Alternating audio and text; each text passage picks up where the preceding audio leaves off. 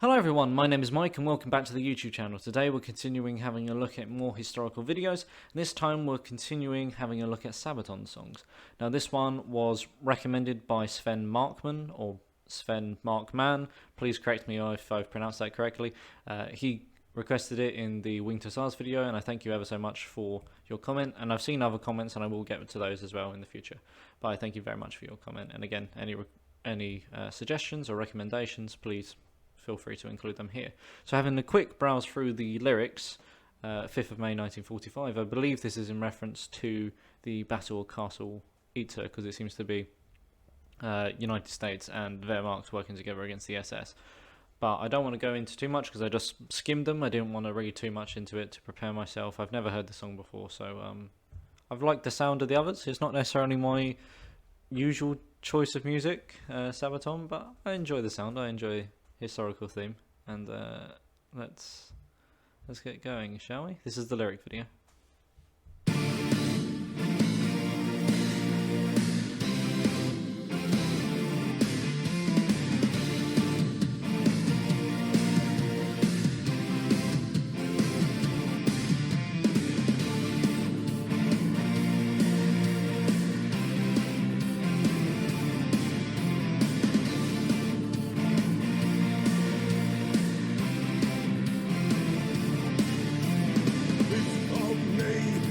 Around the corner, 1945, the furious rains at its end. Jenny at the gates, as the SS open fire. There's no time to waste, the final battle's begun. After the downfall, the castle besieged, facing the Nazis awaiting relief. Daniel and Lee and their men set the prisoners free. And it's the end of the line from the final journey. Leaving the past, and it's American troops and the German army joining together at last. Okay, so that was the first verse and chorus. Yeah, so I think this is a reference to the Battle of Castle Itter, which was a castle after the Anschluss of Austria. A castle was leased to a man. I can't remember who that man was now from memory, but as the war progressed, it was taken under direct control of, like, kind of the SS to be used as a prison. And it was used as a prison for high-profile French hostages, basically. Some of them including ex-prime ministers, military officials who weren't able to make it to free France, as well as, I think, some family members of Charles de Gaulle. I think it might have been his sister or his niece. I can't remember which. I remember it was a family member of his, female family member, as well as I think there was some French resistance or French politicians that were also being used there as hostages. And this is after Hitler has topped himself, or supposedly committed suicide, and the French prisoners, the prisoners inside the castle, essentially broke into the armory of the castle themselves, and they armed themselves. But a really important or an interesting character himself is as the video described him, if I can find it here so I can tell you guys. So Gangl. So Gangl was a Wehrmacht officer. However, he was anti-SS. He was somewhat anti-Nazi. And for a while he was actually working with the Austrian resistance. And so at the end of the war, he went to the American General Lee and surrendered himself to it. But as part of that, to be used as a kind of joint operation, so to speak, between the Wehrmacht and the US Army in going to this Castle Itter and basically extracting the hostages. Because at a similar time, an SS detachment were in the area, and they was en route to Castle Itter to take it and execute the hostages that were inside.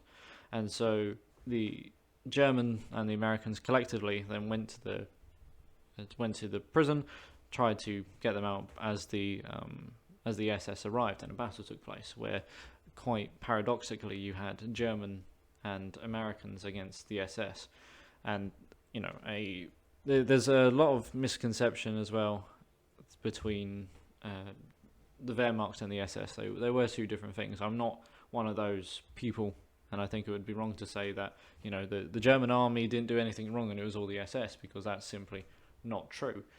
However, the SS particularly were the ones that were fanatical to Hitler, to the Nazis. These would be the type of people who would have the famous kind of like the werewolves idea. And for those of you who don't know, the werewolves were this kind of guerrilla training that Nazi Germany was doing, that in the event that they collapse, in the unlikely event that the German Reich were to collapse, then the werewolves would essentially fight a guerrilla war wherever and whenever they could against whoever was occupying them, and continue the war basically. Even though the Nazi Reich might be gone, they will continue the fight and cause as much havoc and destruction as they could. And a lot of these were drawn from the SS themselves. So, yeah, here you go. And Gangel himself, he I don't want to get ahead of myself too much, but he actually died in this battle. He was shot. I don't believe if he died instantly or not, but I think the last time that I've read this, because it came up in a book that I was reading of Curiosities in History, and this was one of them. This was the one that kind of captivated me almost entirely. And I believe that he was actually shot trying to escort one of the French VIPs to safety. I can't remember if it was a Prime Minister or de Gaulle's family member, but I believe he lost his life in this fight, which is obviously unfortunate. But let's get back to the song.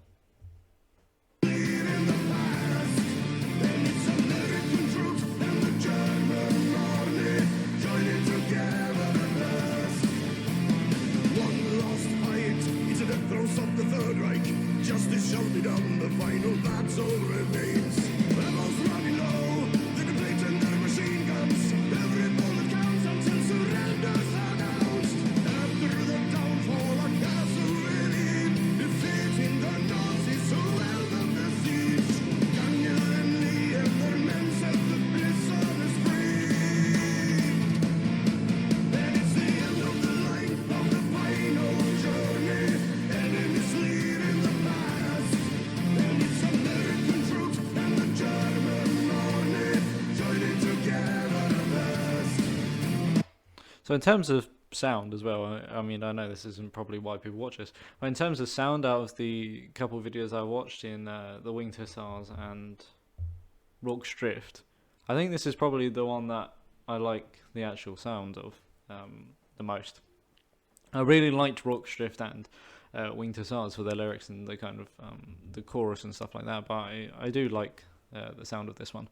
Not too much for me to add necessarily to this, other than the fact that obviously when the battle begun, the Americans, the Wehrmacht and the prisoners who had armed themselves were inside the castle. I can't remember if I mentioned that before, and they were besieged by the SS.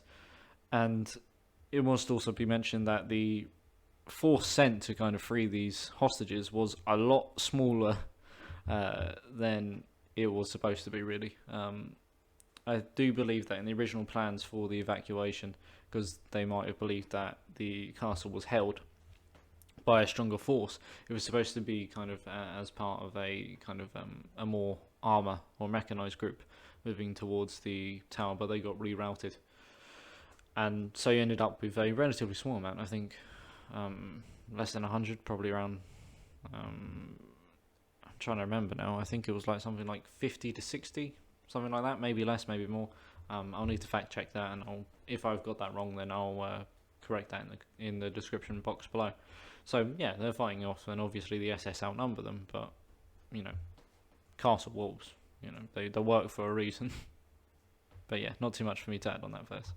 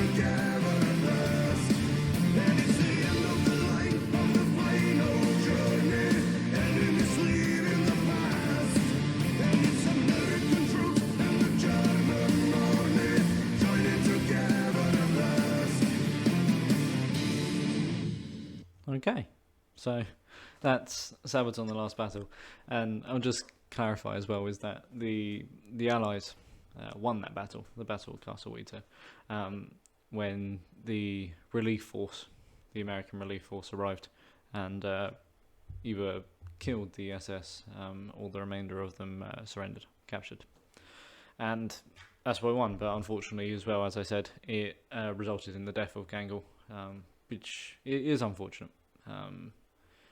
Again, I'm not part of that. As I said earlier, I'm not part of the idea that the German army was blameless in the atrocities that was carried out during the Second World War.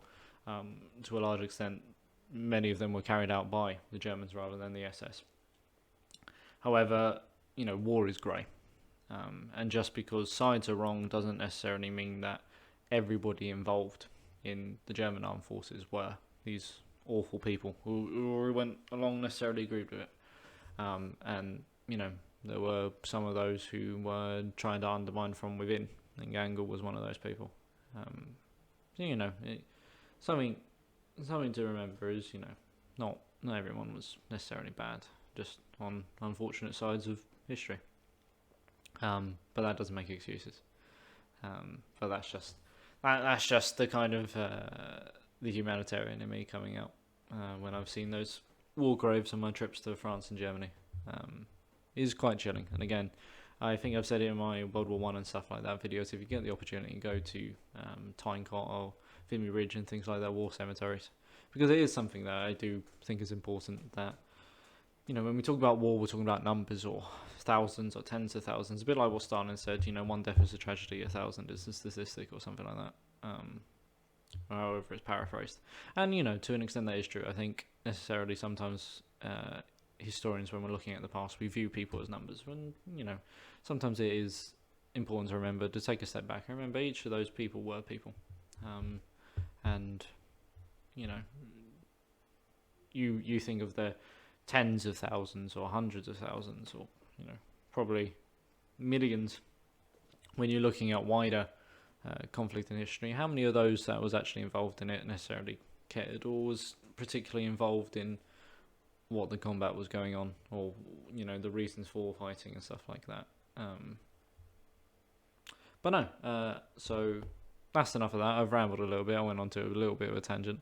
But it just reminded me, someone like Gangle as well reminded me of people like that German fighter pilot, who I know that there is a Sabaton song about it because somebody had requested it as well, and I need to find out what that one is.